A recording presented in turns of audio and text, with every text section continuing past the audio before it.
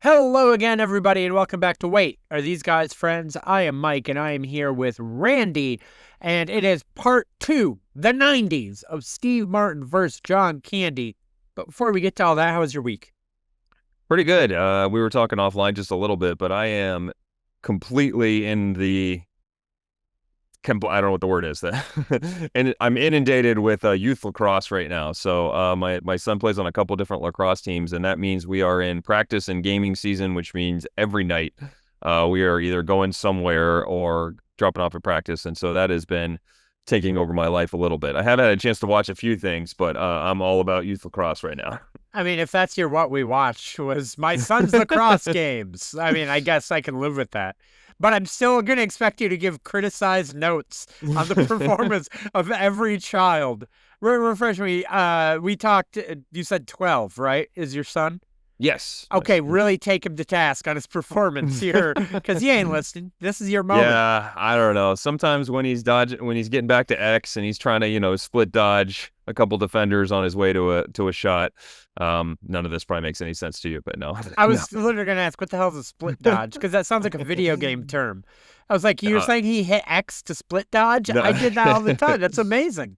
So when you have the ball in your stick and you're trying to fake someone out, that's called a dodge. So a split dodge is a kind of dodge. Why don't they just call it a fake? I don't know. That's I didn't invent the term, so that's all right. Perhaps well, it's not. Call Bob Lacrosse and get to. He's around still, right? Excuse me, Bob. Yes. Bob Lacrosse sounds like a bad local car dealership. Come on down to Bob Lacrosse Ford. We're going to tell you everything. Everything must go. You can catch a ball in the net, and you catch good prices at Bob Lacrosse Good credit, Ford. bad credit, no credit, whatever. Come on down. Bum, bum, bum, bum, bum. Split dodge. We got all kinds of dodges. Yeah. No, I didn't even think about that. This is worse. I made up a Ford dealership. Come on down to Split Dodge. You get a Split Dodge at Bob Lacrosse Ford. Come on, Ford. I said it again. Bob Lacrosse Dodge. Come on down.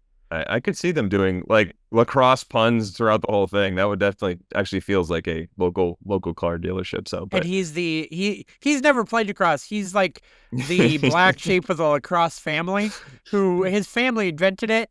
But he never had the skill, or he got injured, so he's had to find his own path in life. But he tries to mooch off the family name. Poor Bob Lacrosse. He has all his successful lacrosse people, Rob Lacrosse and his brother stuff. But it's good stuff. I will say, in addition to watching live action youth lacrosse, I did dive some into Daredevil. So good. I'm through 6 episodes now. So so what, 3 left? 2 left? I think there's 3 left. Yeah, I just did and it's spoilers to anybody but I mean, it's been out for a while, and I think we've already talked about it some, but we can discuss. Please. The episode where he battled Muse is the last one I just watched. Oh, nice. That's great stuff. I really have enjoyed what they did with it. It feels like such a, I don't know, is breath of fresh air the right term? Or is Marvel just clicking in 2025? I feel like they're doing okay with their projects. Even Brave New World, which is maybe a B, is not bad, No. But no, Daredevil's kicked that. I really like, ass. I mean, that it's great anyway. I like the introductions of some ancillary characters, the way they're doing it. It's felt very organic. There hasn't been much where I'm like, oh, you just threw that in here. The White Tiger inclusion was nice, and bringing, kind of they teasing the Punisher. I mean, I'm guessing he's coming back full blown eventually, but like it's it's pretty kick ass. I like that it's taking a while. I mean, I loved in this last episode where he fought Muse and Wilson Fisk took care of the guy who cheated on his wife with, or his wife cheated on him with. I love the storyline of them trying to become more civil, but giving into their dark nature for what is necessary. And just, that's good stuff, man. It's great performances. I don't think Vincent D'Onofrio will get an Emmy nomination for this, but God I feel like should. There it is. I feel like they're never going to give Marvel an Emmy nod for any of this. They really should. Daredevil Born Again is too good not to acknowledge. I'd give one to Charlie Cox too, man. He's really good in this. He embodies it. It's excited to see where it goes because it's been it's been definitely worth the getting into and easy to watch. There hasn't been Oh yeah. there hasn't really been a slow episode, right? Like even you Hmm. said talked about the Bank Vault one where I liked that one a it lot. was a bottle episode, but it still worked really well. Before we move on, I harped on this when I talked about the show. Do you feel like, or did you even remember, did you notice that they had the tap dancing they had to do early on to write around Kingpin's performances and Echo and the other stuff so they could just move on? I thought they threw it away so quick I barely Yeah, noticed. yeah, So that's if you fair. hadn't told me about it, I would have not even thought about it. I Okay. remember you mentioned it, but yeah, I wasn't as yeah, and you know what? I didn't watch Ghost. I think is that what it was called? What was it Echo. called? Echo. And Sorry. it's Yeah. fine. It was definitely one of those oversaturation B tier shows that Yep. they're talking about. Like I did a whole thing that I didn't get into last week. I really thought about it. I had this hyper focused activity where I reordered phases 4 and 5 from 2021 until today. And I eliminated like 3 or 4 shows just completely from the canon, and Echo was one of them. It can go without affecting anything. Did that come right around? Um, shoot, what was the Samuel L. Jackson one? Secret Secret Invasion. Invasion. Oh, that was so fucking Was it? bad. Were those like back to back, or was that close to that one? Maybe. I think Let me look up because the release dates. Secret That's Invasion left such a bad taste in my mouth that I may not have given Echo a chance a because of it. real 1-2 punch, if so. Secret Invasion. I don't know if it was just the order of things. There was 6 months between them, which is how they tend to stagger things, right? They'll do But Echo like was after it or before it? yeah, January Okay. 2024. Secret Invasion was June 2023. I bet you that's what it God, was then. That I still had such a bad taste from that I was like, I don't know about that. Like it didn't get me interested enough to see the trailers or the previews or anything. Lacrosse and Daredevil. You want me to hit my stuff? You watch anything Go else? for it. Yeah, that's all I got. Most of what I watched this week was in anticipation of this episode of John Candy, Steve Martin. But randomly, finally, so we did our Hot Rod episode a couple of months ago. Andy Yep. Samberg. I didn't like that movie, as you recall. There were some Mhm. parts that really annoyed me from the Lonely Island guys, but like while they were still actively working on SNL. So I had never given Popstar, Never Stop Popping a fair shot because I Never stopping. never stopped popping. I think it's never stopping, right? Hang on, let me rephrase. Popstar. I never just saw Popstar. Popstar Okay. never stopped stopping. Why did I say popping? Probably because it flows. By the way, I think I got to double check a text. I'm positive I said never stop stopping and somebody corrected me to popping, so I moved on to popping. Oh. Now, Is it just never stopping? I thought it was never stopping, but no, never stop, never stopping. Yeah, you're right. yeah, okay. Jesus, I got that way off. Anyway, 2016's Popstar, which if Hot Rod was a Lonely Island movie in quotes, this is a Lonely Island movie, right? Mhm. It's I assume you've seen it. I Oh assume yeah. you adore it. I recommended it to you. I mean, but that didn't mean a lot based on Hot Rod for me. But I didn't actually remember that. But But probably that was still like, means I saw it. That doesn't mean yeah, yeah. just because you didn't like Hot Rod doesn't mean I didn't see Popstar. No, yeah, but man, all in, Lots of fun. so fun. I love Walk Hard, Dewey Cox. Yeah, This is 2010's pop music Walk Hard. totally. It's so good. Great, A lot great of the parallel. same. Tim Meadows is amazing and doing so good in it. Yeah. The music is great. The performances are great. I was worried going into it because Andy Samberg, I like Andy Samberg, but I realize I tend to like Andy Samberg in more of a normal role. Your Brooklyn Nine-Nines, when he gets when he goes full Andy Samberg, he can be a little much for me sometimes. But I was worried this was going to be too much of that, but I think it did. Like, I was like, this is the right balance. He's doing great. It was a huge bomb, apparently. Yeah. $9 million against a $20 million budget. So this is, I think, the definition of a cult following movie because Absolutely. I saw it and loved it and was immediately in on it. And it made me sad that it didn't do better because they'll never make another movie now.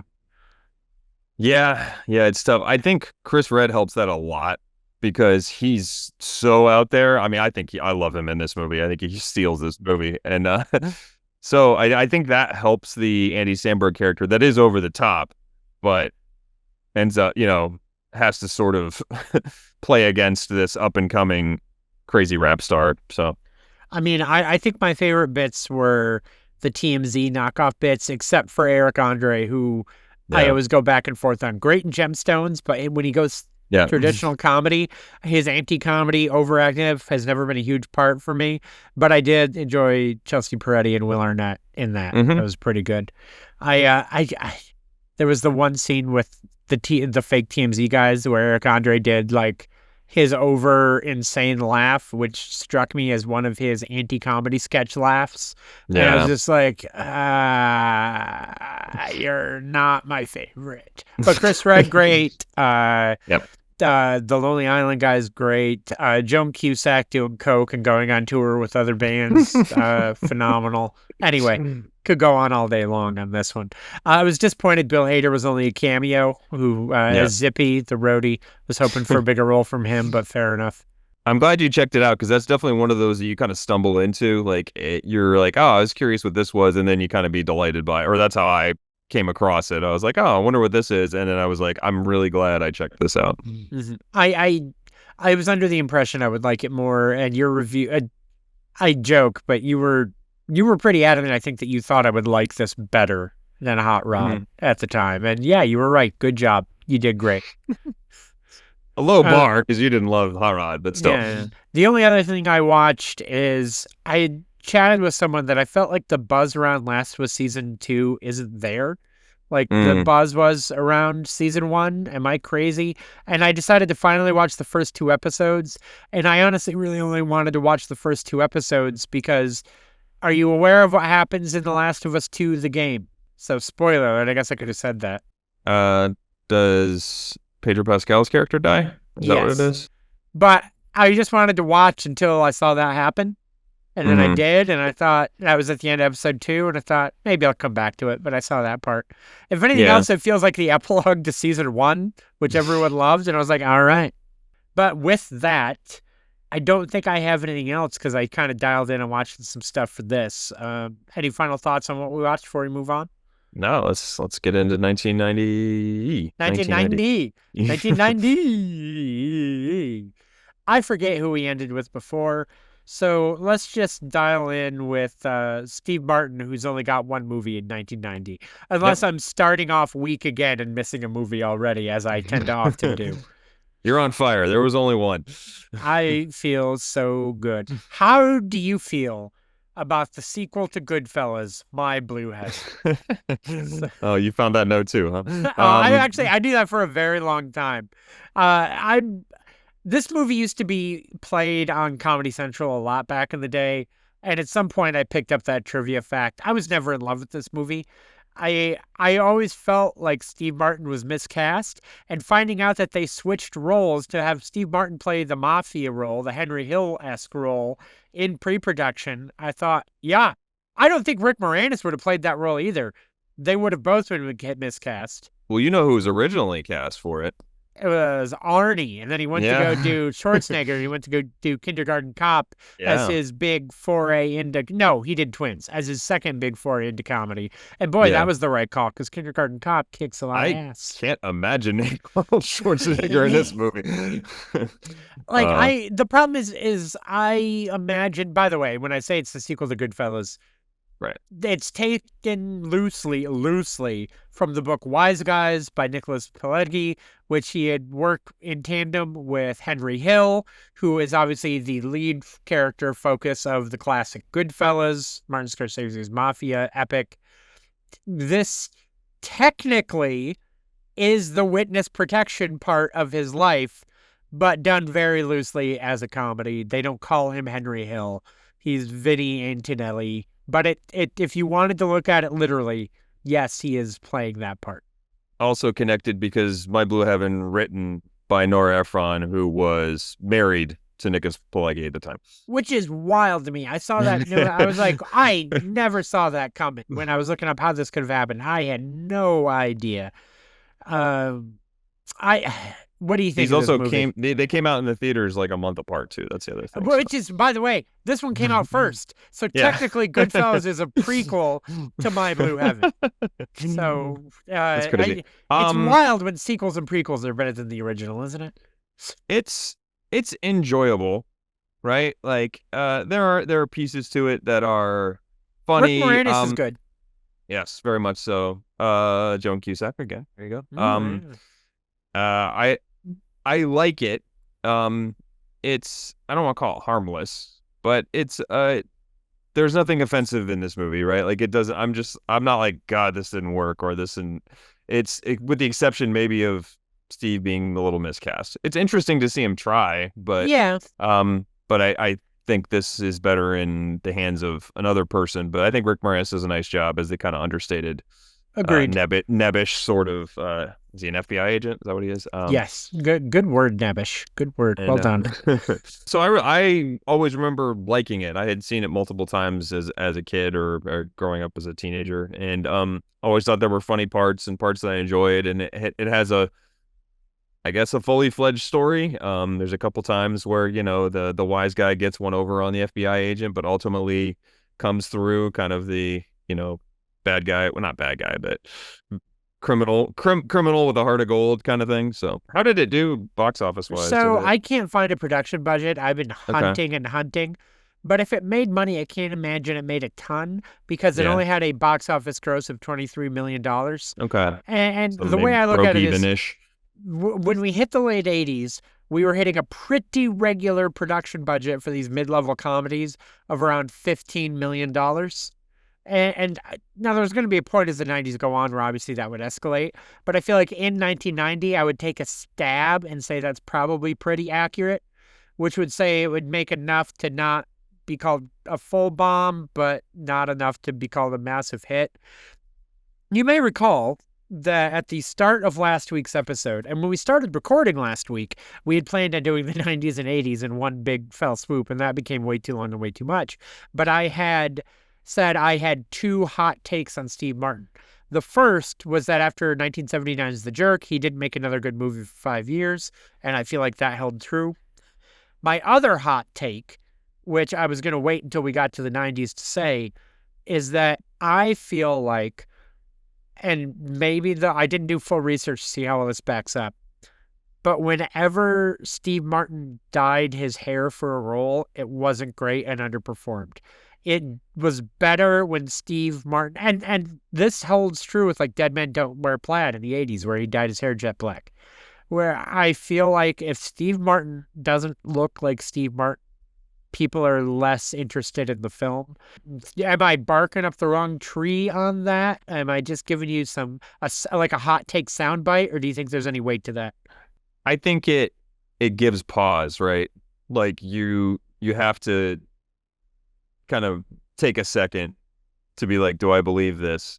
Anytime you see that initially, right? You can't just be all in on the character, because that totally happens with Leap of Faith later on as well. So I'm with you on it. I think it's tough, especially when he could have been great and it'd been fine. Moving on to John Candy's, let's get the one out of the way that I haven't Yeah. seen, and I'm going to take a stab that you haven't seen, No. is Masters of Menace, which Yep. is another one. We talked about this last week. He has a real run of what is basically cameo roles, but they're not listed as cameos. They're not uncredited. He often shows up on posters. It's like, they're like, yeah, John Candy's in it. You like John Candy. He's great. It also has Dan Aykroyd in cameos, Jim Belushi in cameos, George Wendt in a cameo. But it's just, I don't even know how they did that. I'm going to guess that the writer-director is a friend of theirs without doing any research. Yeah. But I watched John Candy's parts on YouTube. It's a very simple cameo. I believe he gets robbed and assaulted, and then later he's crying to like a cop about how he got robbed and assaulted. Just looking up the plot, quote unquote. Yeah. This feels weirdly more like a 1980 movie than a 1990, right? Like it feels very dated. If you look up the clips on YouTube, it looks like a 1980 movie. It looked very low budget. It looked grainy. It didn't look clean. It's fascinating, but I assume you did not watch Masters of Menace. I did not. So I'm not willing to give John Candy a lot of high praise for it, or he's probably not gonna win anything with that specifically. I do want to look at Daniel Raskoff before I move on, just to see what did I miss that he could have worked on. Nothing you've ever heard of. Okay. This is his only theatrical release as a director. He directed the movie Wedding Band in 1989, which starring William Catt from The Greatest American Hero. Well, if he's your lead in 1989, you're clearly doing great. Looks low budget. And for a half a second, I thought A Long Kiss Goodnight. No, A Kiss Goodnight, a TV movie that is clearly like a Lifetime or a Skinamax movie rated TVMA. Oh boy. 15 plus. Oh, I don't know. We're going to move on from that. Yeah, The Long Kiss Goodnight is kind of a sneaky, fun movie. Is that the one with The Gina Davis and Samuel L. Jackson one? Yeah. That's good. I'm a sucker for a caper, so I was thinking that was a Shane Black movie. Oh, it was written by Shane Black. It was written by Shane Black, directed by Rennie Harlin, who Rennie Harlin has a low-key, really impressive resume if you've ever looked at it. It's I think we talked about Rennie Harlin when we did Sly because he did Cliffhanger. So we'll move on from that because we probably already done that talk. But now let's get to the meat of things. Yes. We talked a middling movie. We talked a movie nobody cares about. Let's talk one more movie nobody cares about, but one I loved as a kid. Oh, man, come on. The Rescuers Down Under. So our generation cares about this movie. So. I loved this movie as a kid, and it staggered me to find out that this movie did not do well. It had a $38 million budget, $47.4 million gross, was considered a massive box office bomb. I think it came out 13 years after the original Rescuers. It came out at the height of the Disney Renaissance, the year after Little Mermaid, the year before Beauty and the Beast. I loved this movie as a kid. It's just charming and fun, and has an old school Hollywood cast doing really nice voices. And apparently we're the only people that cared. I think this fell into a similar trap we talked about on the Disney Afternoon episode. Go back to the archives, everybody, and about how the DuckTales movie wasn't a big hit. Actually, I think not a bomb, but it didn't make back its budget. This movie looks, I remember it looks incredible for animation. Like it just, some of this, I mean, part of it's where it takes place, but some of the scenes where the big, the bad guy's big hawk bird or whatever is flying around just looks incredible.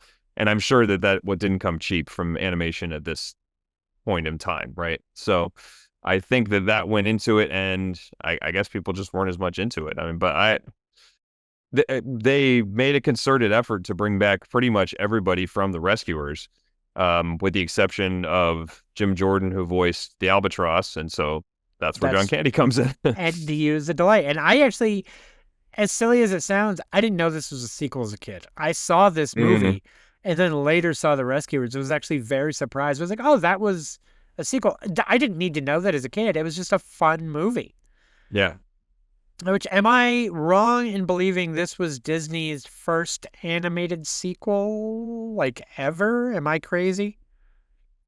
Ooh, maybe.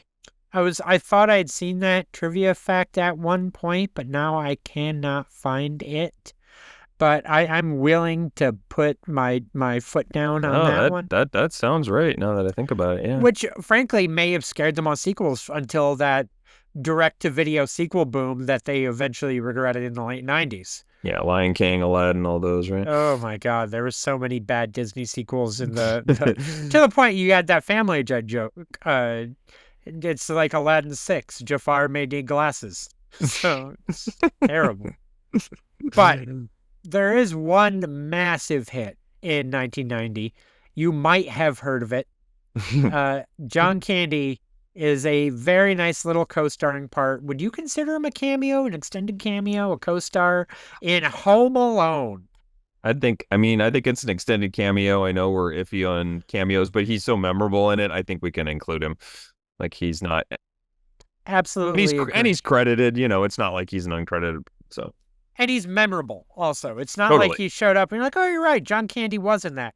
No, He's a polka king. He's fantastic. He's so good. You might say this movie did okay, Home Alone. $18 million budget, which falls right into that mid-range early Yeah. 90s comedy of 15 What to was the 20 box million. office, Mike? Small. Not worth getting into. Made back its money? All right. Barely. 476.7 million.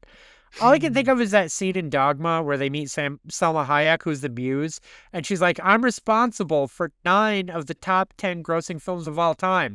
The only one I didn't do, that one with the kid and the screaming and the somebody sold their soul to get that thing made. And I was like, that's how they got this movie there. Is it weird to say, this is going to be controversial. I love Home Alone. I watch Home Alone right now. But maybe because it comes down to the fact that I didn't like the Goonies. I didn't like movies as a kid starring other kids because they were, like I never wanted to see myself. I wanted to see cooler people. Mm-hmm. This movie is something that grew on me. I didn't like really Home Alone in 1990, but I got older and thought, God damn, this movie is so amazing. I realize I'm in the minority because it grossed 476 million and was a box office smash, dethroned Ghostbusters as the highest comedy of all time, and it held that throne until Barbie in 2023. And I love Barbie, but that's an inflation gross is what that is. Mm-hmm. That's current ticket price stealing the throne. If you look at ticket sales, Home Alone's got that crown. But talk to me about your thoughts on Home Alone, what you love about Home Alone. Do you not love Home Alone? Do you hate Home Alone? Oh God, no. I would have to shut it down right now if I said that. So no, I've said before, I think, especially when we've done podcast episodes around the holidays, I'm all in on Christmas. Like that's just a one that I buy into. I put all the stuff out front, we decorate the house, and I'm very in the holiday spirit. And so this, touches that part of it already. Like, I'm already in based on some of the heartwarming stuff that's going on with just the way that it looks. Everything looks great around Christmas time there. And this does such a good job of putting people in the right places for things. To have Catherine O'Hara, who is a noted person who can be comedic, but also plays that mom role really well. Like, what's the dad's name? John Hurd? Is that right? Yeah. John Hurd, which I think is what you said. I just want to enunciate that so people don't think John Hurt played the father, which is very. And the two Wet Bandits are great too. Like we've talked about that actually in the Pesci thing back in the day. Oh my God, that was so long ago. Do you ever feel like we could do like a remastered and redo some of those? But probably because it's only audio. But having all these quality actors in all these different roles and trusting them to do what they need to do. And then you get the delight of having John Candy basically as a favor to John Hughes come in for one day. He got paid $414 for his scenes in this movie. Really? I missed that one. That's one day of shooting. And it's awesome. It's just great. Like, and he didn't get any dialogue notes or anything like that. So it's just, you can tell that him and Catherine O'Hara come from this improv world or this sketch world where he trusts them to play off each other. And this is Chris Columbus or John Hughes. I should... Written by John Hughes, directed by Chris Columbus. Thank you. Okay. And you can feel the John Hughes writing influence. And then the whole thing when they get in the van, the van or the truck, and they're in the background, and that's not actually, I mean, obviously it's not John Candy playing, but like the little ad lib where he like holds it over to her, like, it's just awesome. Like wonderful. I wrote as warm and fun at 10 minutes as 10 minutes can get you. And I think it's great. He's a perfect additive to this for that component of the movie. This role also, I mean, it referenced the skit he did on SCTV with Eugene Levy. They were Polka Brothers in the 70s. And Catherine O'Hara and John Candy were also in a mockumentary called The Last Polka in 1985. So he's just got polka everywhere coming out of it. Lovely. I would note that, is this the first hit movie? And again, it's not like it was a team-up movie. Is this the first time he got paired with somebody from SCTV and it wasn't a box office bomb, as we looked in the 80s, where every time that he tried to make like 3 movies with Eugene Levy and they all died on the vine? Oh, then we got more to come. Yes, we do.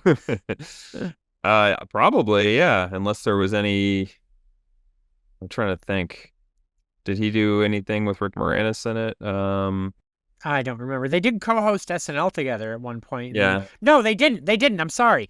They did a promo that the next week Rick Moranis and John Candy were going to co-host SNL together, and then it was the Okay. writers' strike, and it never happened. Oh man. Wouldn't that have been wild? That'd have Oh been my a God, really that would have good. been such a good Which episode, I but don't know. Did John Candy ever actually host SNL? I don't I think he don't think did. he did. No. That was the one crack, and it never happened. Isn't God, that that would have been very great. sad? Oh, he hosted in 1983. I gotta find that episode. Oh wow. He hosted October 22nd, 1983, and that's before Eddie Murphy left. So I wonder, but that was also when Eddie Murphy was in He's his doing pre-taped all era. sorts of stuff, right? Right, Yeah. so he may not have actually been on the episode.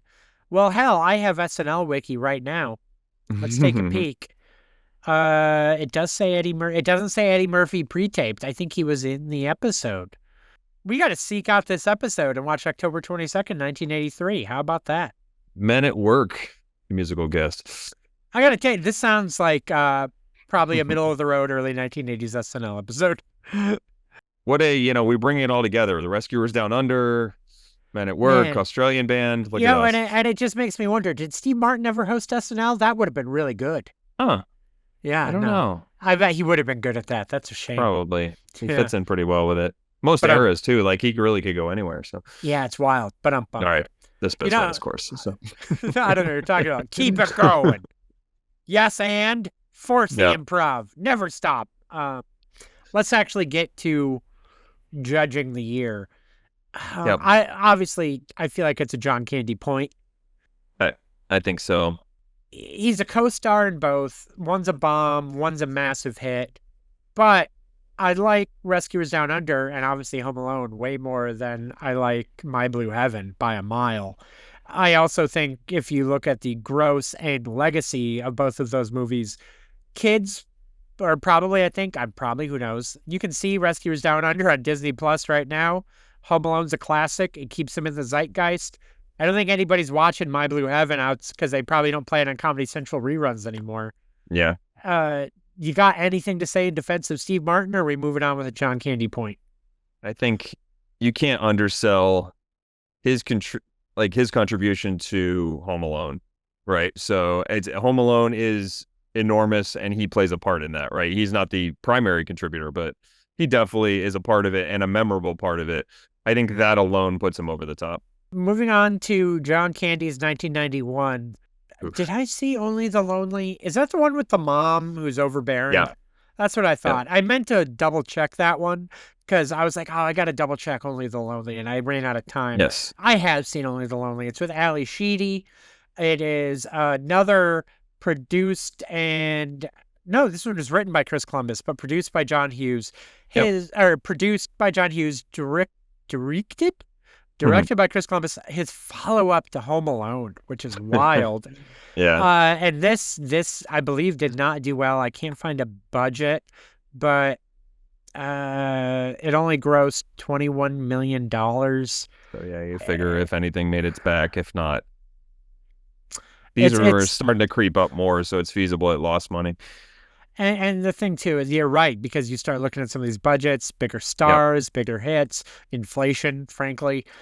It's the early steps of post-Uncle Buck. You're going to see this in the 90s several times, I think. They started John Candy started acting in a little bit more of a romantic lead for a few years, or trying to do a romantic lead thing, because you could see that he had charisma, right? Mm-hmm. But unfortunately, I don't think people ever really wanted to see that. They just wanted to see him be... Frankly, they only ever really wanted to see John Candy as a co-star. I remember this movie being fine, but unmemorable. Bakley, what do you think? I wrote that down in my notes as like likable people and actors in a kind of whatever story, right? Like it's the only note that I have from this that like I really like is not necessarily about the plot of the movie. It's just there's the behind the scenes really like kind of good guy story, which is heartwarming about John Candy, the person. Maureen O'Hara's playing his mom, kind of past star of stage and screen. And she was given basically this tiny little trailer. And John Candy was like, why are we not recognizing like this Hollywood great? Gave her his trailer. and then win in the smaller one. It's just like, my dude, what a guy. Like, and by all accounts, John Candy always a wonderful human being, and just to hear that story is just another example of it. But great to hear. It is. It's really nice. You never got the impression he was anything but amazing and perfect as a human. Yeah, Respected his celebrity and what that brought, and was so kind to people. A real loss. You wonder what he could have done. And we're yeah. jumping the gun because we got a few more years, but you wonder what he could have done later in life. Mm-hmm. Because even in bad movies, he was good in bad movies. He was always doing his best and working his hardest and trying to be It was never good. him phoning it in. Absolutely. There it is. You're absolutely right. You think about these roles we're talking about that are small cameos, but they almost market the movie. It's Yep. because you had a good performance out of John Candy, and he was a name who you could, argue like, see, he's funny. You like this guy.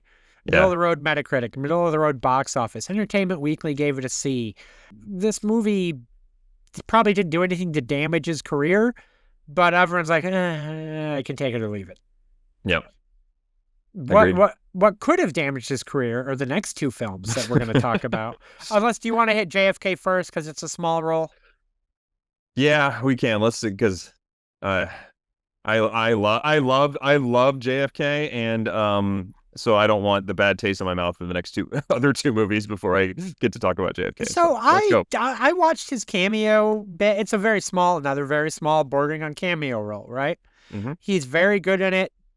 Playing he's a real person. What's his Dean name again? Andrews, yeah, Yeah, and who shady lawyer yeah. type. When you think of the cliche of the old Southern lawyer, John Candy's playing the old Oh Southern yeah. lawyer. And listen, JFK is a weird, wild movie about conspiracy theories with Kevin Costner and who shot JFK, and it's where like you get a lot of those like classic early '90s things like back and to the left, double shooter, grassy knoll.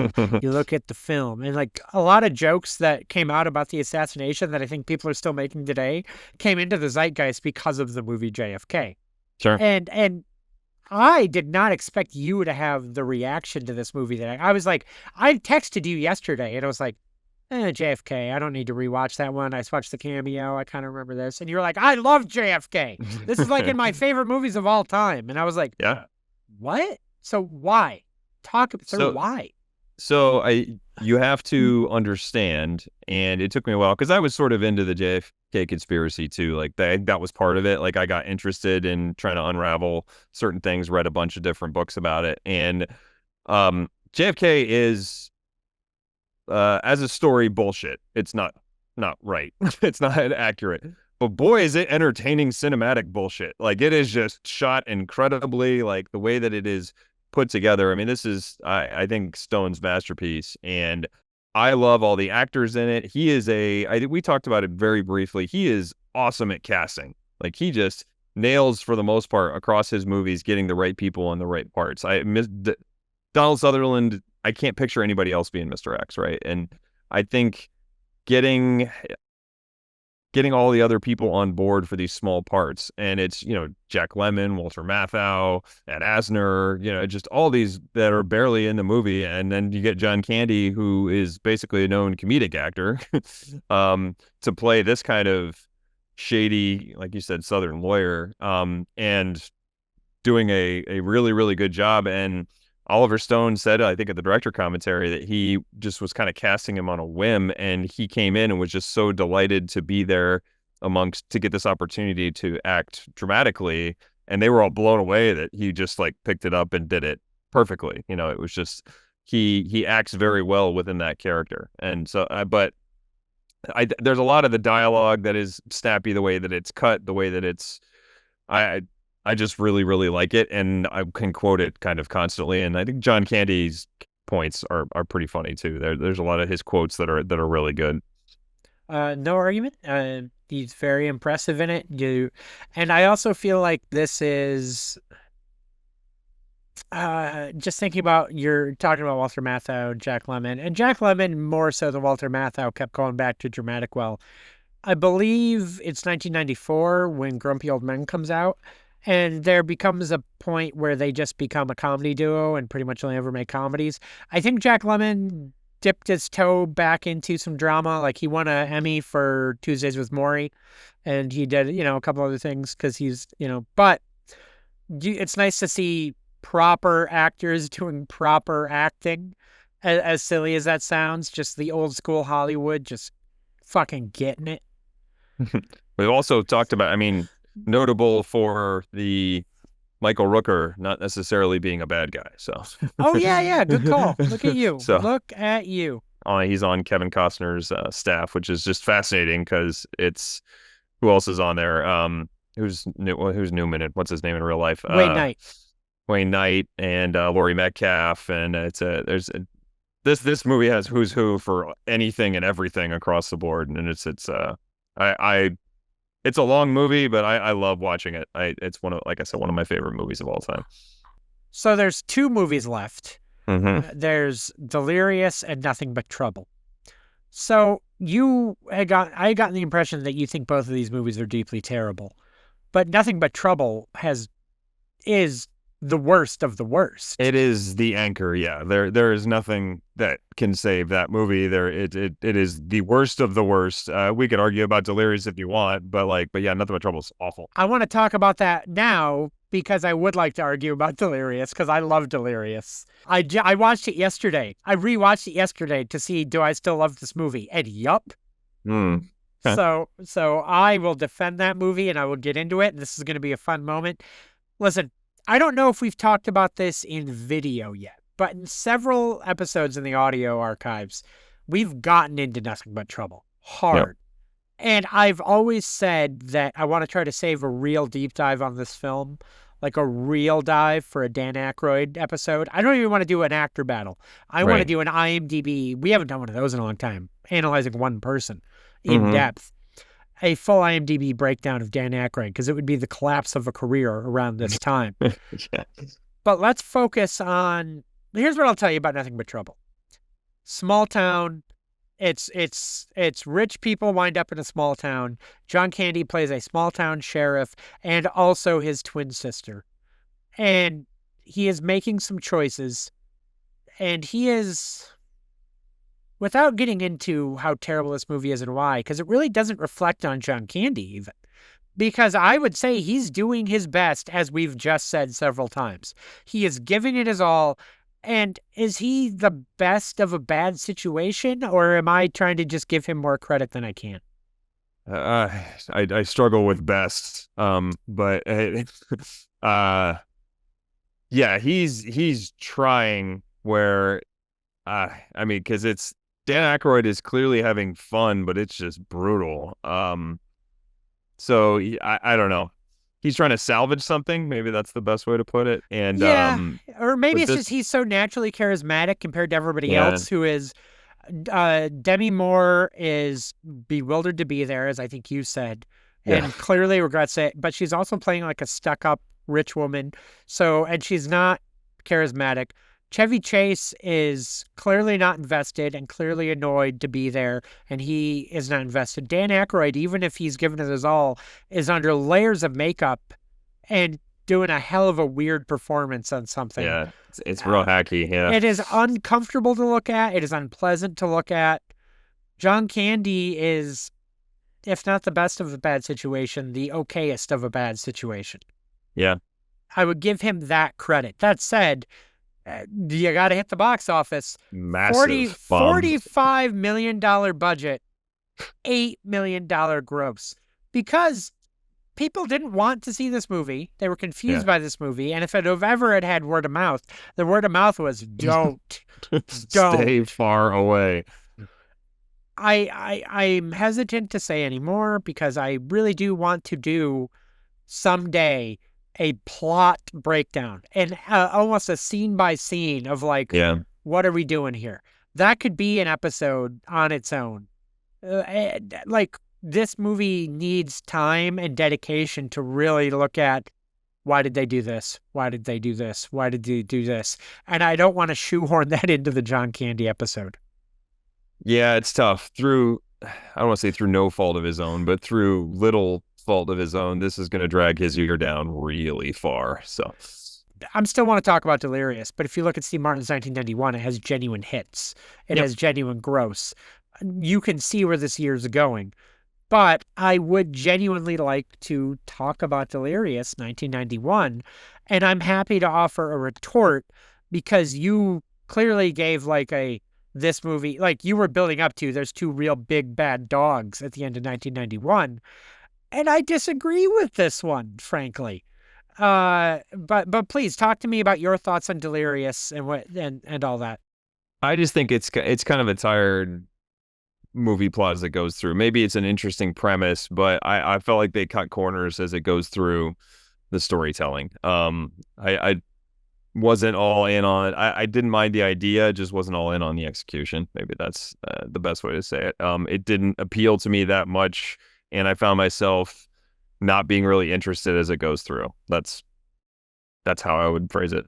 I would maybe agree that the plot is half baked and it does the thing that no movie should ever do, where to wrap things up properly, they do a voiceover narration at the end, but there had never been any voiceover anywhere else in the movie. So it's very jarring. That's a bad thing to do. When you feel the need to summarize something at the end to make sure people understand the end of the film, or that some things, I recognize that's a bad thing. Yeah. The problem where I debate is some of these performances are so charming. Some of these performances are so fun. Dylan Baker steals this show as so for anyone who doesn't know, the plot of Delirious is he's a soap opera writer, and probably a lot of people don't know because they had an $18 million budget, that same area we're talking about, with a $5.5 million gross, a proper Yeah. bomb. This is, if I look, the last attempt at giving John Candy a lead romantic role, because he does have a romantic subplot with Muriel Hemingway, Yep. and there's some other characters, and I that is an underbaked plot. The best parts of this movie are the second and mostly third act, where he is in his fake soap opera world, because something happens where he gets put in the soap opera that he writes, and it turns out his typewriter works to write the world around him still in this world. And that's the best parts of this. Dylan Baker, to me, steals the show as there's an ongoing soap opera plotline where his doctor's poisoning him. And to me, it's that every time he shows up on screen, he's a little sicker and like worse things, and he looks worse, and the makeup is hilarious to me, to the point where in the last scene he's in, his teeth have fallen out, and he's just like, yeah. And his performance is so charming and fun. And Charles Rocket, of all people, who we've maligned for his SNL, and he obviously didn't have a happy ending in life. Things didn't work out for him. He is very funny in this. When you rewatch this movie, the performances, everyone is working so hard, and it was too charming for me not to enjoy it. It is cute and pleasant, and I like it. Maybe kind of meta ahead of its time too. Like this Oh, isn't yeah. something that had been explored. So I have not seen it in a while. So that was what I'm basing my initial thoughts on. So it may be worth a rewatch just to see. But I remember not loving it. And that's fair. And Yep. listen, based on the box office, you are in the majority here. Mm-hmm. And I get that, and that's fine. He's never going to win the year anyway. Even if Yeah. this was the anomaly on the year and everything else tore the doors down, he's Yeah. probably not going to win the year, and this wouldn't do it. But I could not stick up for this film. And if you were to revisit this, or someone listening to the show wants to visit it, yeah, the plot is nonsensical. But if anything, that cameo of Robert Wagner as himself, but playing a guy who's on the soap opera, and just the performances are too charming. I couldn't help myself. It's adorable. But I'm glad you liked it, Mike. thank you very much. Moving on to Steve Martin's 1991. Yep. We, as always, start with a movie that I haven't seen. I'm going to take a stab and say that you haven't seen. Grand Canyon. Have you seen Grand Canyon, the drama film?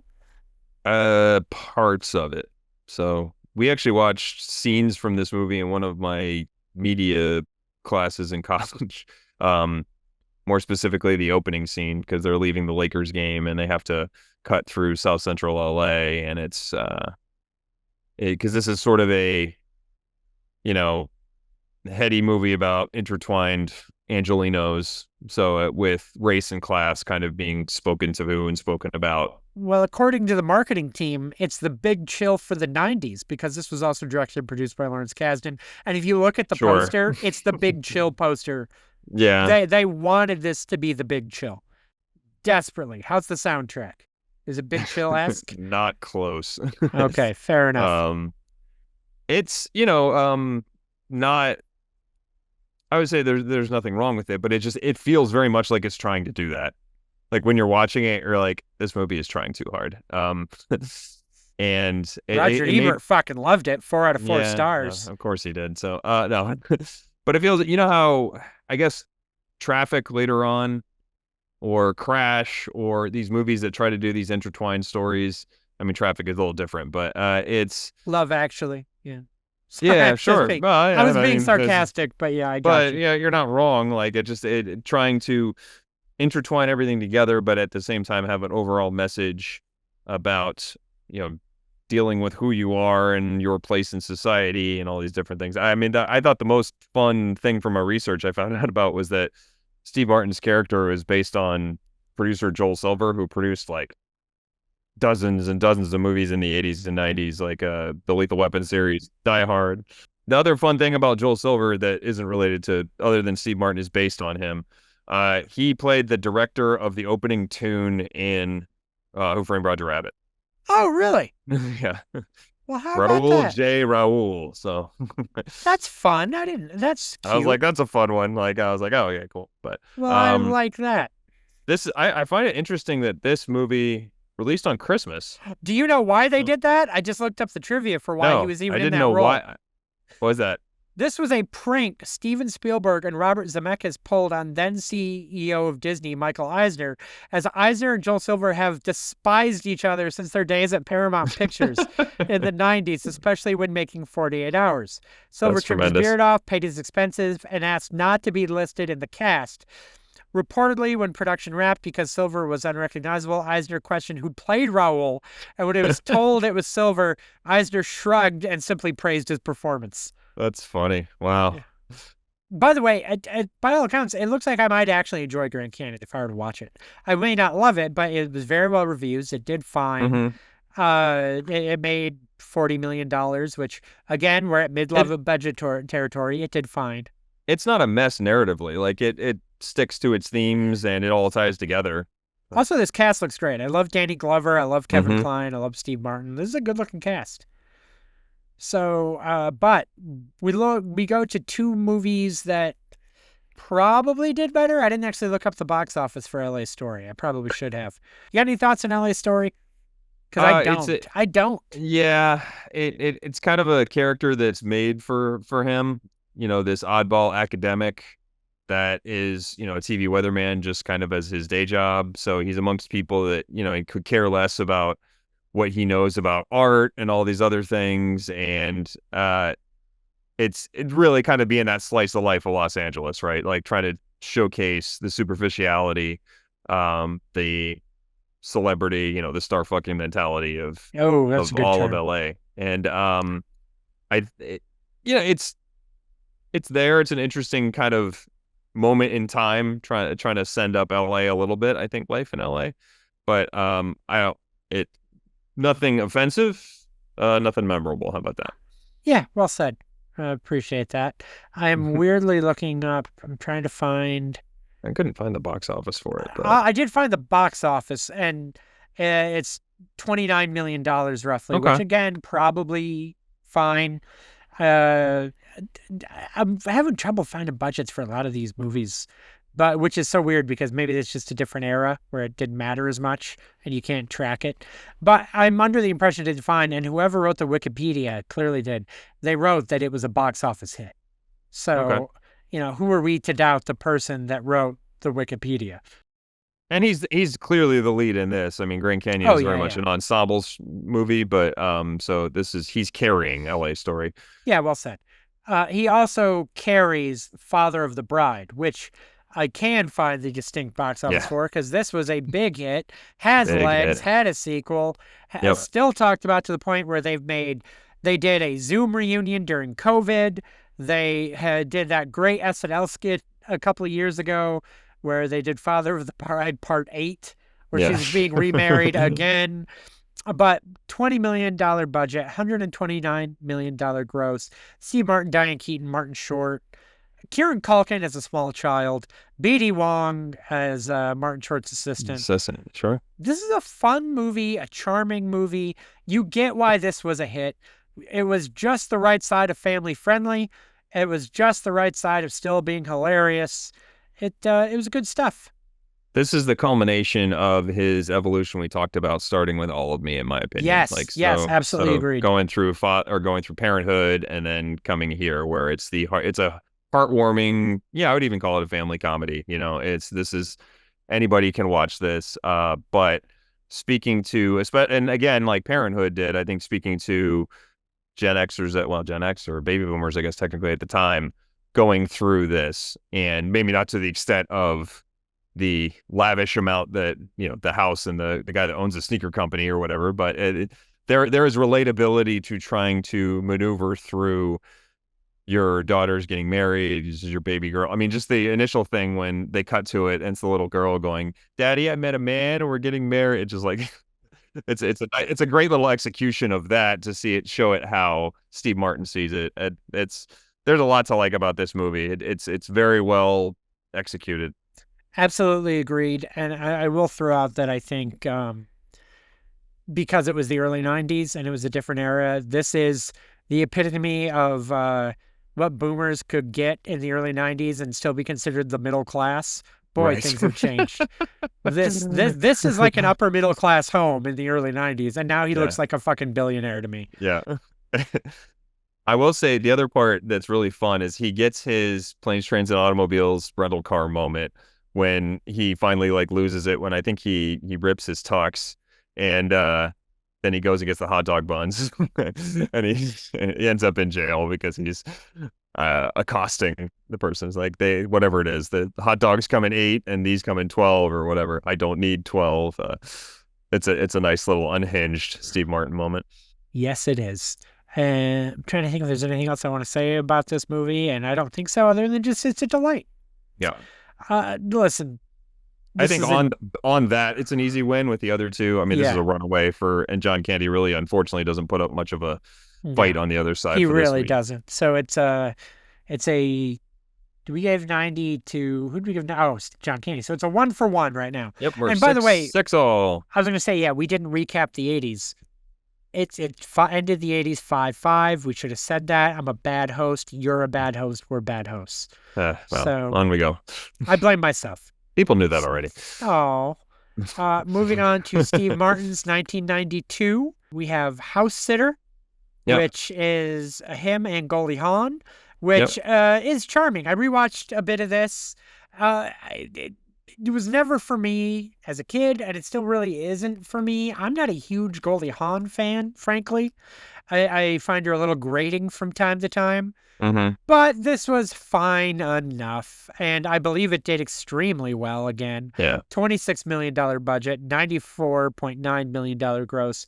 Enough that we won't get there. In 1999, they reteamed them for The Out-of-Towners, which I think also did well. And it's... That was a remake, right? Yes, it was. Yep. But this is a fun enough movie, directed by Frank Oz, who's still cranking along in his late 80s, early 90s hot streak. Steve Martin is paired with Goldie Hawn because she lies about being his wife when she basically gate crashes his house he isn't staying at because they have a one-night stand overseas. She tells his family that they're married, and when he surprisingly comes back, it's a romantic comedy. They eventually fall in love, as you do. Did you like this movie? Have you seen this movie in a while? What do you think of this movie? I did. It's one of those things where it's a pretty one-note premise, but at least that note is pretty good. So, it's like, I think that's a good line.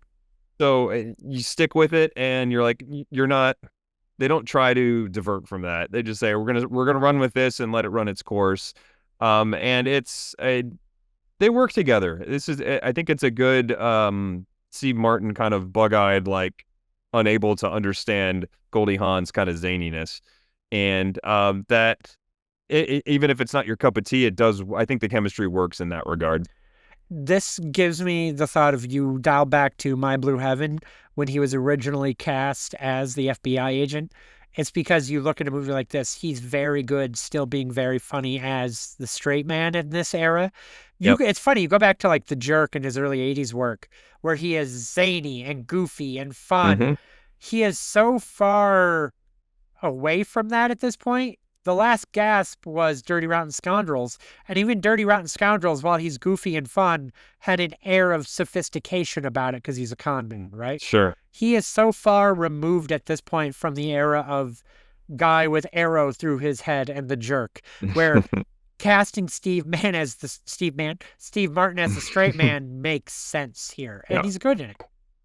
When you talk about Leap of Faith, is he the straight man in that? How do you categorize Leap of Faith where he is a fraudster traveling? It's funny, is I watched Leap of Faith the same week. I watched it 2 weeks ago. I watched it like the day after I watched the Righteous Gemstones finale. So it felt like I was still in that companion vein. piece, yeah. Yeah. Because Steve Martin is not actually religious. As what if you think about the Gemstones? They're a religious family at the heart of it. Steve Martin's a con man as a traveling preacher with his traveling con men doing, 10 revivals. Do they still do 10 revivals in the South? But traveling ministry, 10 revivals to milk money out of people who are religious. They wind up in a town they weren't planning on being in, and it's a comedy drama about finding actual faith, and do you want to be with these people, and will you get found out, blah, blah, blah. Steve Martin, Deborah Winger, a pretty young Liam Neeson, Meatloaf, Philip Seymour Hoffman, MC Gainey, interesting cast. God, how old was Philip Seymour Hoffman in this? He had to be really young, right? I think so, yeah. He's 92. Also, Liam Neeson, before Schindler's List, so he's still very young. And also, he hasn't quite nailed that American accent for somebody who's playing a small-town southern sheriff. Woof. You hear that Irish brogue trying to pop out real hard a couple of times. He is fighting for his life. There's a scene when they're in the revival and he's calling out the people who shouldn't be giving Steve Martin their money. And he's like, Joe Hinder, yeah. How much money did you put in? And it's like, oh, you're almost there, bud. Just keep it along. The scene's almost over. It's going to be okay. That said, I didn't hate this movie, but it also just is fine again. It keeps up the thing of Steve Martin dyed his hair jet black for this, and it isn't that great, and it didn't do that great. $20 million budget, $23 million gross. This is a bomb. Was it black or blonde? I thought he was blonde in this one, wasn't he? Maybe it was a half and half. Yeah. I didn't think he was blonde. I thought he was. I don't remember him being blonde. Maybe it was brownish, light brown. I haven't seen this movie in a long time. It's like a dirty blonde almost. Yeah, it's a dirty blonde. I'm looking at video right now, and I see definitely dark highlights in the back. Okay. Like it's almost not frosted tips, but it's like a blonder on top, very dark around the edges type scenario right now. So that's why I was like, I don't remember him being blonde, but in my mind, I'm thinking of like a traditional blonde hair. But yeah, I'd call it a dirty blonde. He's very good in this, I would say. This is not a great movie, but he is quite good. His relationship with Deborah Winger really does pop off the screen, but by all accounts, she was not pleasant to work with behind the scenes. Apparently, she did not get along with a lot of people, and they felt it hampered the film. I think there is something to be said for. This is somewhat of a companion to Dirty Rotten Scoundrels, right? There are elements of that. Freddy is just not as. This is a comedy drama. Yeah. Like officially a comedy drama. But that's the problem, is maybe that's part of it too, is the tonal shifts. You are right in that when he is being very funny and he's running the scams, you do get that vibe. But the problem is then when he's not, it's not even on the radar that that's the same feeling of character, maybe. It's a different feeling thing. But yeah, it's not as madcap, right? Like it doesn't. In no way whatsoever. Yeah. That being said, there is a point where he's listening to Paradise by the Dashboard Light, and Meatloaf does play the bus driver. It's not on the bus, it's just There you later go. on. But I just thought, Nice. oh, isn't that a delight? Here's a question. Yeah. Do you think this movie would have been any better with the original lead role of Michael Keaton, who quit and Steve Martin took over the production?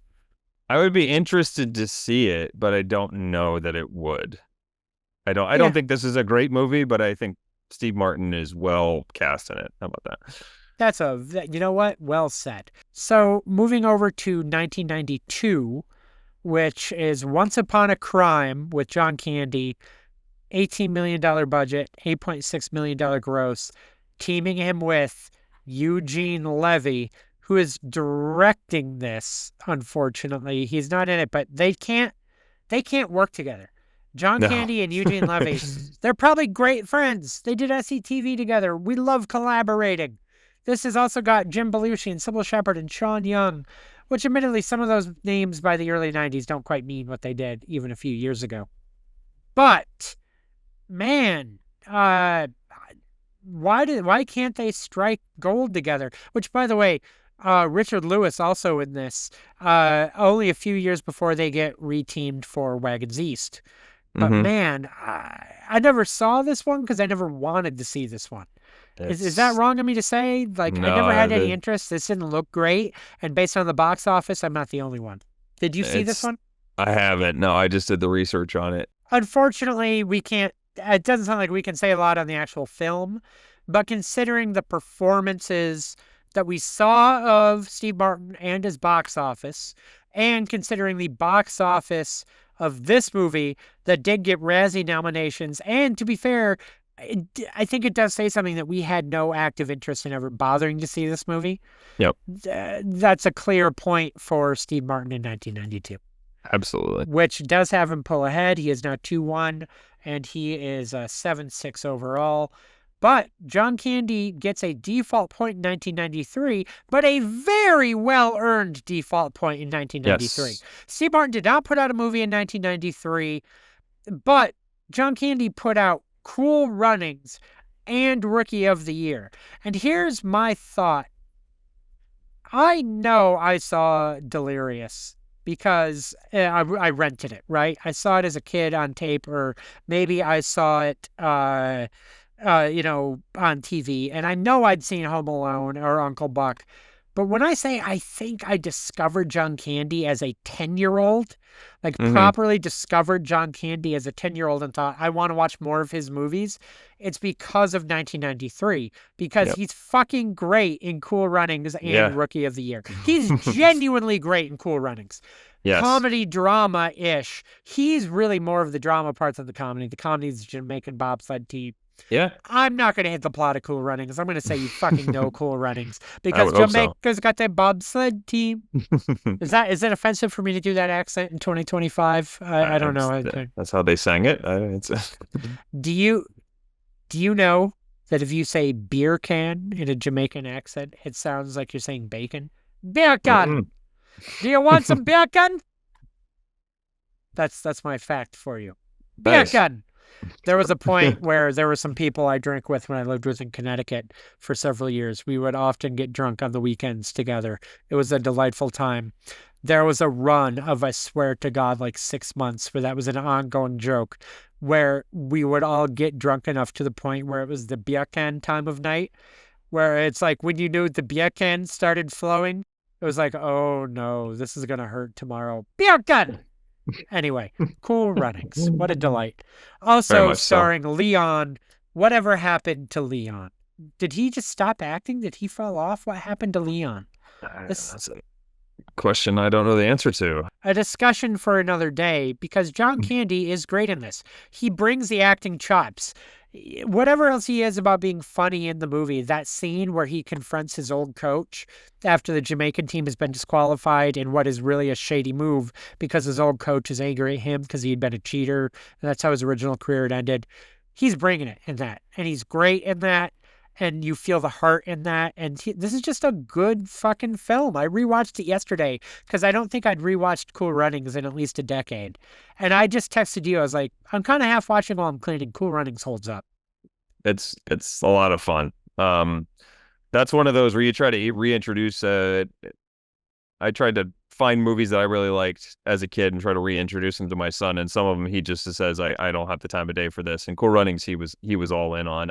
The point you mentioned about John Candy, that scene where I think it culminates with if it, talking about the gold medals, if you're not enough without it, you'll never be enough with it. Like is just that's oof, chills. That's good stuff. Like it was, and the funny part, like at the beginning when he's he goes and gets the pool stick and destroys the radio, and then he says, "What do you guys want? We'll go outside." And then he goes to get the pool stick again, and then he's just playing pool. Like there's some really fun stuff in there.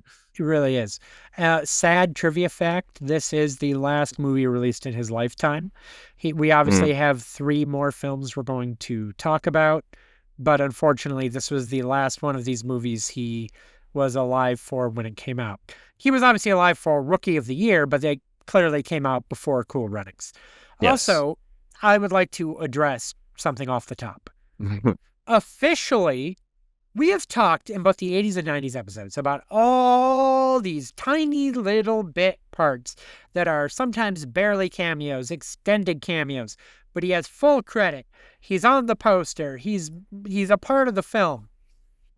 For some reason, and this shocked me when I discovered it, Yeah. he is uncredited for some reason for Rookie of the Year, where he has as big of a part or bigger than he has in several other of these movies that we've talked about. Absolutely. It's more crucial. It's funnier. And now normally one of our hard, fast rules that we really, I don't think have ever broken is we don't count uncredited roles. We don't talk about TV movies. We don't talk about stuff like that. And to be fair, he already crushed it in Cool Runnings. Steve Martin didn't put a movie out in 93. Yep. He's got the point. But we're going to talk about Rookie of the Year, right? I still think we should break the rule this one time just because that movie doesn't work as well as it does without him, and uncredited or not. Like he is a wonderful addition to this. Just the lines, while that movie is about Henry Rowan Gardner, it's John Candy and Daniel Stern, in my opinion, make that movie as fun as it is. We're obviously giving him the point, which, fuck, that's really tough. That ties it up again now, doesn't it? I lost my place. Is that 2-2 or is that 3-3? That's 3-3, right?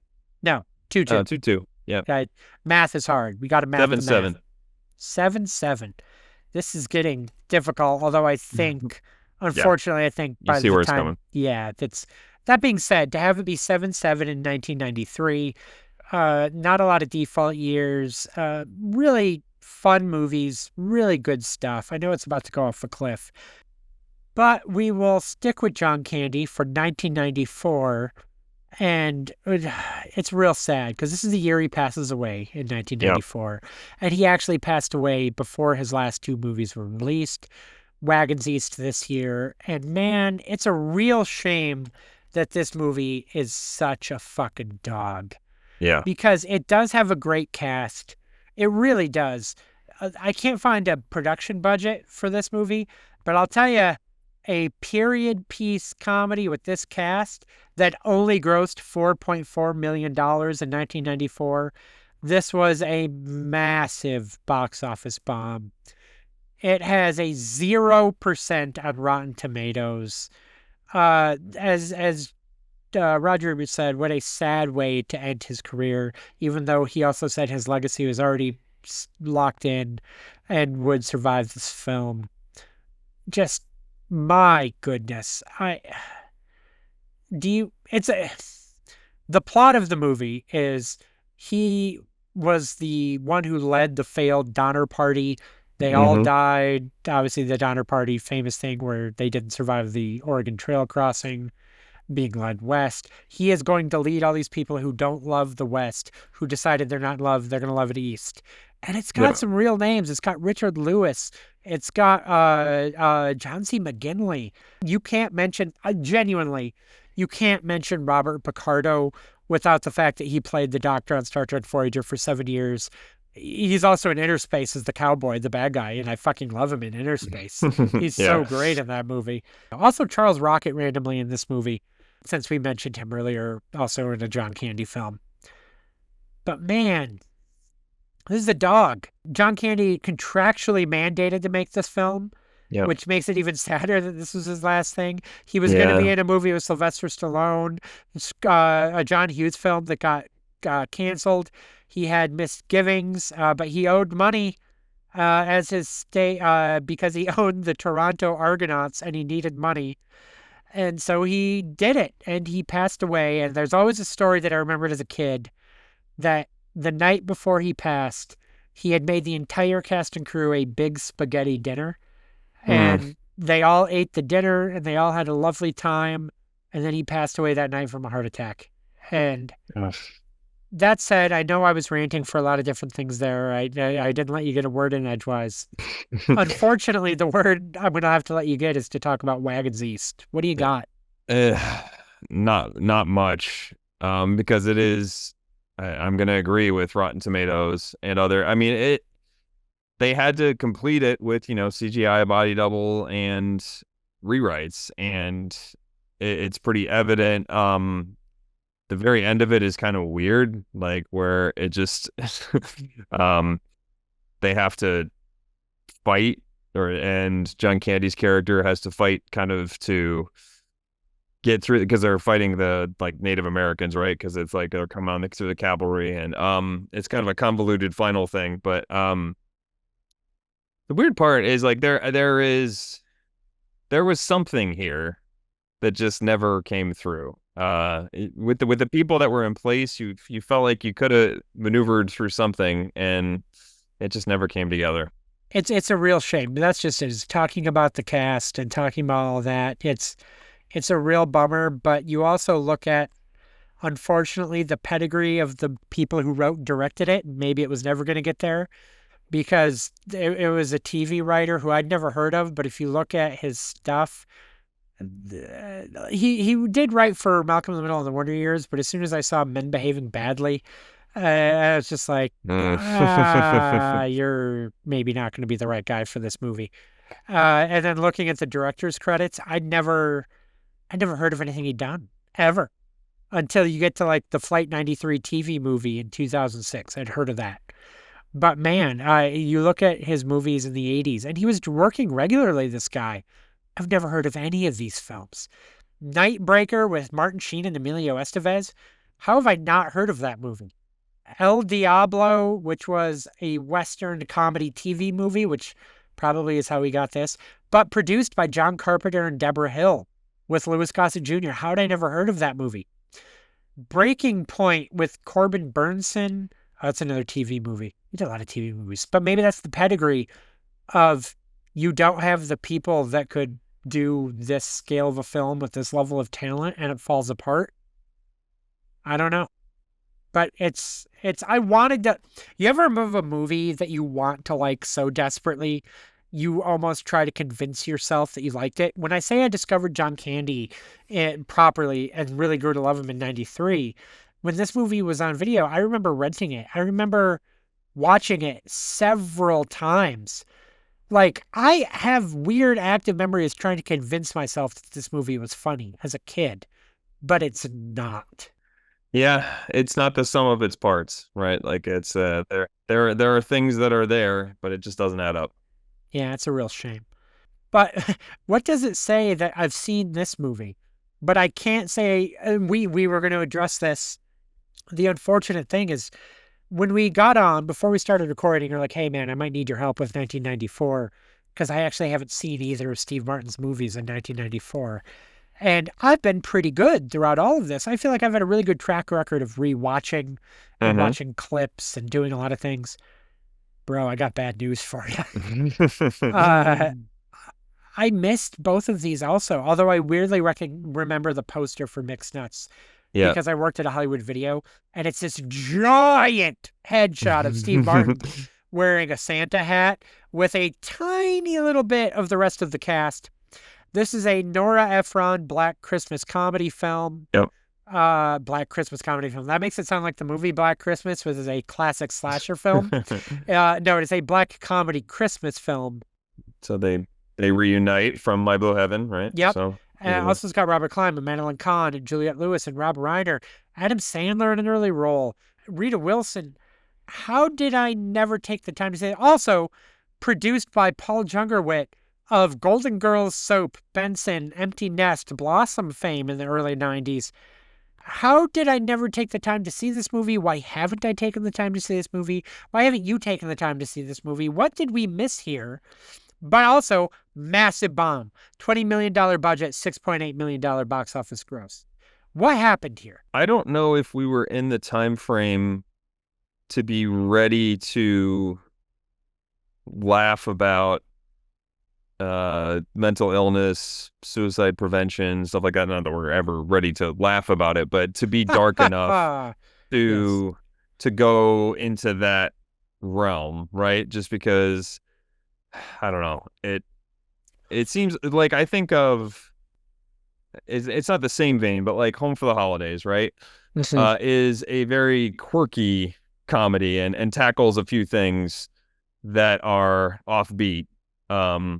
I think it's a funny movie. I enjoy it. And I don't know if this is trying to do something like that, where it's trying to capture a few things that aren't necessarily always mined for comedy. But it it's weird too, because reading through the plot, it seems like there's a lot going on for this to be one night, right?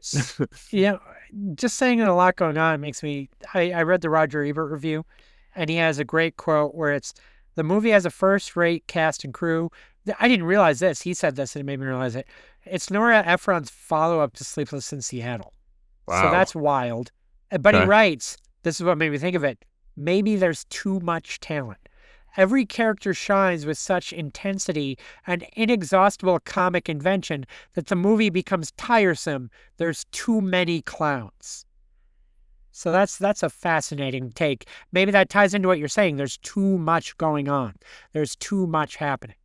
Sometimes there's stuff that gets lost in translation too, because this is a remake of a French movie, and it Huh? just um which La Père Noël est une ordure. Santa Claus is a I stinker. was about to say that has a way better English translation title. Holy shit. I might have gone to see that if that was the name of it. Yeah. So I mean, I get the idea, mixed nuts, a bunch of crazy people interacting, Yep. but I don't know. I think I definitely remember the movie poster, but I just never took the time to check it out. And I think probably a word of mouth thing, where if I had mentioned it to somebody who had seen it, they were like, don't bother. Yeah, that makes sense. By the way, when you get down to the deeper casts that didn't make the top of Wikipedia's listings, you get Liev Schreiber, Gary Shandling, Parker Posey, and Jon Stewart as like uncredited on speaking roles. Stephen Wright, Victor Garber, Haley Joel Osment. Just my goodness, like what the fuck? That's bonkers. A lot going on in here for sure. The other movie, I actually did watch clips of this movie. I haven't seen the full thing. I Yep. also watched the trailer. This movie has one of those interesting old school trailers where they gave away the entire plot of the film from top to bottom. So I kind of feel like I have seen this movie Yeah. because I really kind of know everything that happens based on the 4 minutes that I watched the trailer. Like I said, I watched a few clips of A Simple Twist of Fate, which is a comedy drama. It's basically Steve Martin winds up adopting a child, and the comedy kind of comes from, I'm a single dad. I got to raise this kid, and it can be heartwarming. But then the original, the real father tries to get the kid back, and it turns into a custody battle drama. And it seems fine. But I'm Hmm. also under the impression it was another box office bomb because it had a box office gross of $3 million. 3.4. Let's give it the 0.4. Yeah. This also notable because Steve Martin wrote it. It's loosely based on an 1860s novel. Wow, he Called wrote the 1860s novel Silas Marner? That's amazing. I thought somebody else loosely wrote that. loosely based on that, and Oh, I my think bad, he was my an bad. executive producer on this as well. Catherine O'Hara in it. True, and I mean, I guess the premise sounds kind of interesting, but the movie going public didn't seem to care, and the box office reflects that. Hard to find a budget, but the box office being 3.4 mil is not inspiring much. This is tough here in '94. I'm inclined to give it to Steve Martin Yeah. because, frankly, from what I've seen of Simple Twist of Fate, the pedigree it looks like of Mixed Nuts, regardless of what people think about it, they're all box office bombs, right? But I Yeah. get the impression that Simple Twist of Fate and Mixed Nuts are better movies. Right. They don't have 0% on Rotten Tomatoes. You That's know, true. Yep. 43% for Simple Twist of Fate is blowing Wagons Yeah. East out of the water. Yeah. Roger Ebert called it warm and funny. Listen, it's not a great year for either one of them, frankly, No. but it is unfortunately oh man, that's a bad year for John Candy. But it's a 3-2 battle now in the 90s, Yep. and it is a 8-7 pull ahead for Steve Martin. As we get to the final year, released also posthumously, obviously for John Candy. Mm-hmm. But Steve Martin's 1995 is Father of the Bride Part 2, which Yep. this is another big fucking hit. Yeah. They probably at the time mined all they could out of the Father of the Bride concept. There's a reason that it only became a Zoom reunion and a comedy sketch later on. The budget increased quite a bit to $40 million. It did not make as much money, but it still crossed the $100 million mark at $103 million. It was a good hit, but you could see rising costs, lower intake. It didn't do as well. I don't think it performed as well critically, even. Roger Ebert said it's not a great movie, but it's less about weddings. It's about Steve Martin, Diane Keaton. Steve Martin's not quite having a kid. Diane Keaton somehow is also pregnant, and his daughter is pregnant. And it's a charming film about becoming the grandfather, more aging. It's fine, and it's cute, but it's not Father of the Bride. There's some wild shit going on here. He's got like a 25-year-old kid, like a 12-year-old kid, and now a newborn. So It is wild to me, though, that this is a sequel. Father of the Bride, we didn't mention, was a remake of Father of the Bride, which Mhm. was so that's Spencer interesting. Tracy Right. or What's yeah. crazy is this is also a remake of the sequel to the original. They remade the sequel as a Yeah. sequel, which really you rarely ever have happen. The original is Father's Little Dividend in 1951, which is kind of What a a horrible hilarious name. title. I know, right? And it's the 1950s. They probably had the kid and they gave the kid a smoke and a thing of whiskey and went, "You're on your Yeah. own." It was a different era. What do you think of Father of the Bride Part 2? Yeah. It is what it is. It's milking everything it could from the original. Bringing back all the hits, with Martin Short and all that stuff. But again, inoffensive, I guess, but kind of silly. Like it's you have to really suspend your disbelief for some of this stuff. Yeah, agreed. But do you have to suspend it as much as you have to suspend your disbelief for Canadian Bacon with John No, Candy, I don't think which so. which is fascinating because this is another one that feels like it should have everything going for it, right?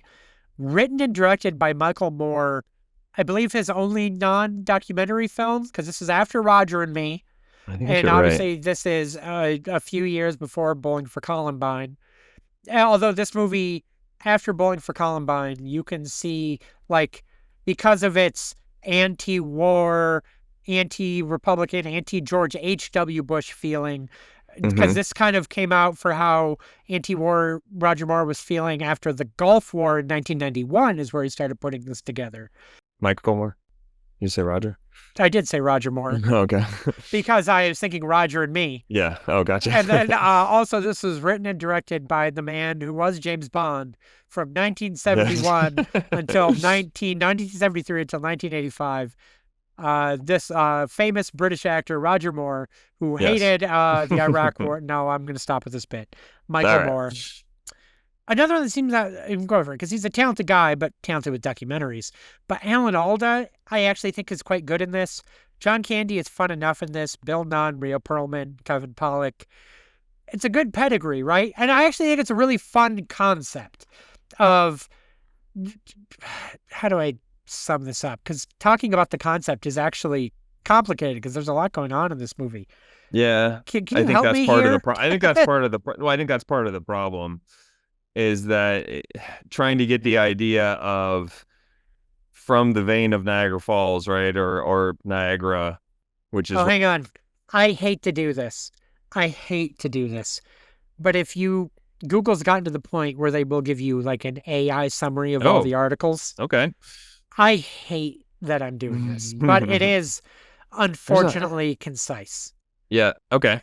In a desperate bid to revive his abysmal peacetime approval rating, the President of the United States, Alan Alda, agrees to a scheme proposed by corrupt cabinet members Stu Smiley, Kevin Pollak, and launches a top-secret propaganda campaign to vilify Canada.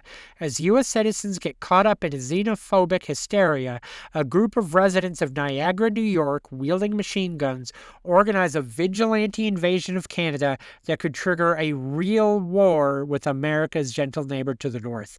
Yep. That's the AI synopsis, and that is a mouthful. Us trying to figure this out on our own, I don't think we would have gotten there either quickly or well. And John Candy leads the band of vigilante invasion folk, the militia, essentially, who want to invade Canada. And he's Bud Boomer.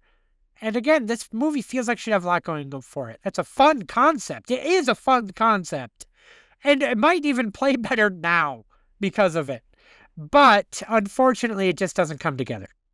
I think what makes whether you like them or not, I think the success of Michael Moore's documentaries lie in the details and the finding the very specifics from some of his subjects, from some of the people he talks to.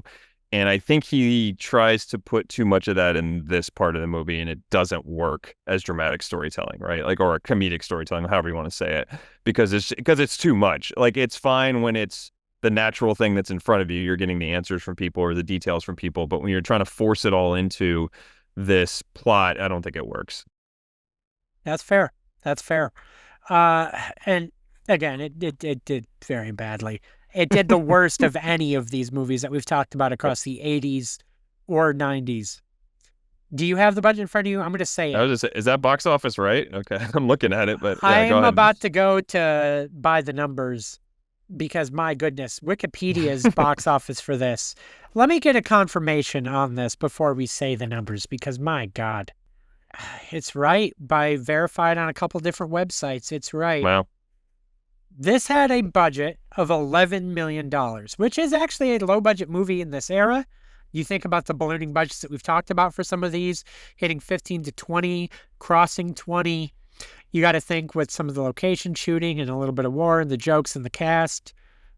This had a box office gross of $178,000. I'm sorry, $178,104. Let's get precise. Just Yikes. my God. That being said, it does have a higher Rotten Tomato score of 17%. So it did do better than Wagons East. And I would say, having watched both of them, it is better than Wagons East. Again, the fact that I'm trying to defend the concept so much, and I think because I think some of the cast can be charming. Like, I remember liking Rhea Perlman in this movie. I love Alan Alda kind of in anything. And he's very fun in it. But man, it doesn't come together. It's a bad movie. And Yep.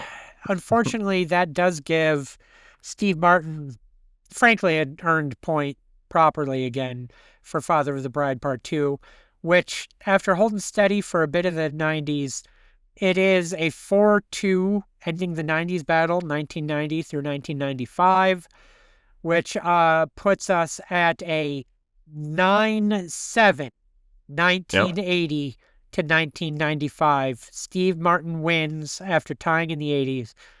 And frankly, it's an earned victory. Yeah. John Candy made some real trash in the 90s, unfortunately. He made some Yeah. real trash in the 90s.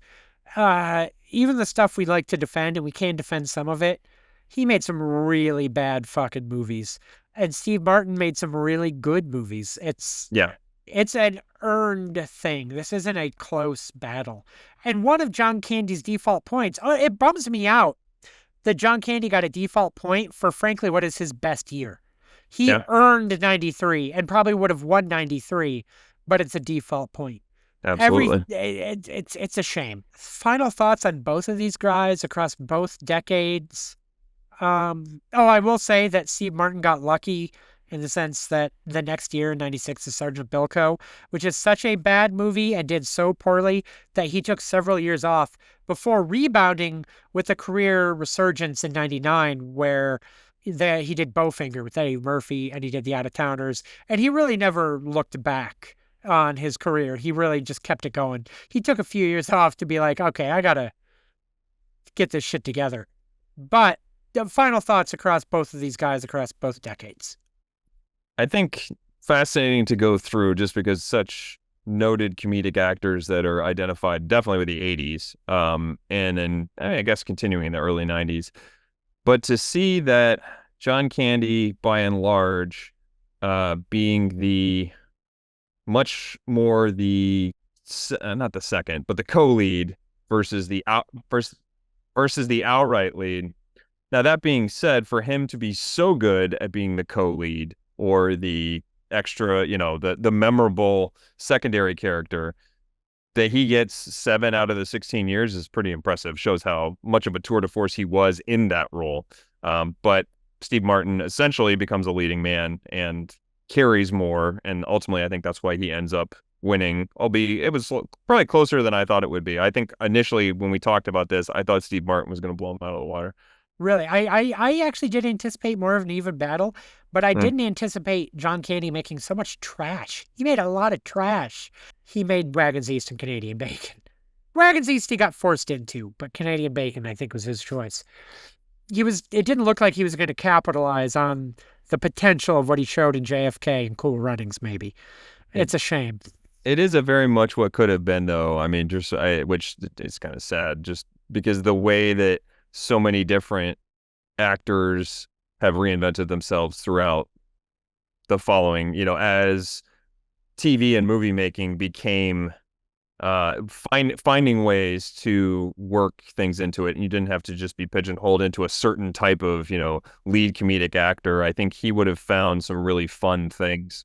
You think about Only Murders in the Building with Steve Martin, Martin Short, Selena Gomez.